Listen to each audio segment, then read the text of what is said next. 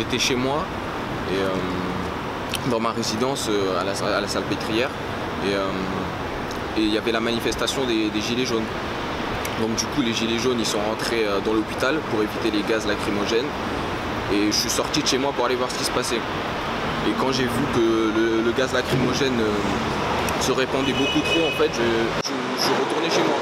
Et dès que je suis rentré chez moi, j'ai vu les policiers arriver, ils sont rentrés dans la résidence et ils m'ont chassé, ils m'ont pourchassé, ils ont commencé à me frapper sans aucune raison.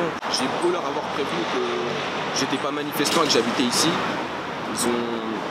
ils ont pas réfléchi, ils ont juste commencé à me frapper. C'est pourquoi, en 2017, suite à l'agression qu'a subi Théo à Aulnay-sous-Bois, on a lancé toute une consultation. On a discuté avec la famille Théo, avec des jeunes de quartier populaire, avec des militants d'SOS Racisme, avec d'autres associations, avec lesquelles on a mis en place une adresse citoyenne. On a rédigé en fait une adresse citoyenne dans laquelle on fait des propositions pour l'amélioration des relations entre la police et la population. Ces violences policières, elles continuent. Avant 2017, depuis 2017, on en voit encore.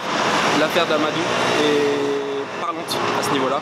C'est pourquoi on va vous exposer toutes les propositions qu'on a faites. En premier, la formation des membres des forces de l'ordre aux préjugés envers les personnes d'origine étrangère, ultramarine et des quartiers populaires. Aujourd'hui, cette formation est indigente contrairement à ce qui se passe dans de nombreux pays. Elle est généralement laissée au bon vouloir des territoires ou des centres de formation alors qu'elle devrait être obligatoire. En deuxième, ce qu'on veut, c'est que les policiers qui soient les plus expérimentés soient affectés dans les zones les plus difficiles. En troisième point, nous demandons la création d'un récépissé de contrôle. Tous les citoyens ont le droit de savoir pourquoi ils sont contrôlés, sur quelle base légale et quels sont leurs recours. Point numéro 4. La réforme des techniques d'interpellation. Plusieurs techniques d'interpellation actuellement utilisées par les forces de l'ordre sont potentiellement létales. À l'instar d'autres pays, la France doit les proscrire. Cinquième point. La création d'une juridiction spécialisée pour juger les policiers et gendarmes soupçonnés d'agression verbale ou physique envers les citoyens. Les magistrats ne peuvent pas sereinement juger les membres des forces de l'ordre dans leur juridiction car, en parallèle, elles utilisent ces mêmes personnels pour mener leurs enquêtes. Point numéro 6. La protection des fonctionnaires qui ferait remonter des agissements contraires à la déontologie. Le constat, selon des témoignages de fonctionnaires, est qu'il existe une omerta dont il est nécessaire de sortir.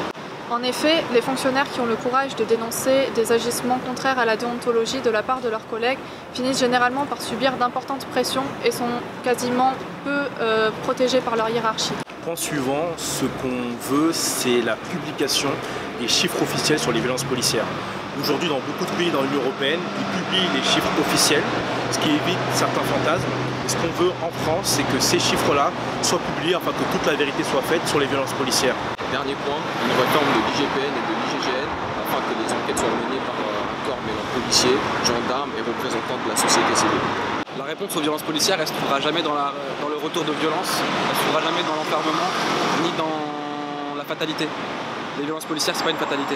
On peut lutter contre ça. Pour ça, il faut s'engager. L'égalité, ça se décrète pas. L'égalité, c'est une lutte pour y arriver. Rejoignez-nous, rejoignez SOS Racisme, venez militer pour l'égalité.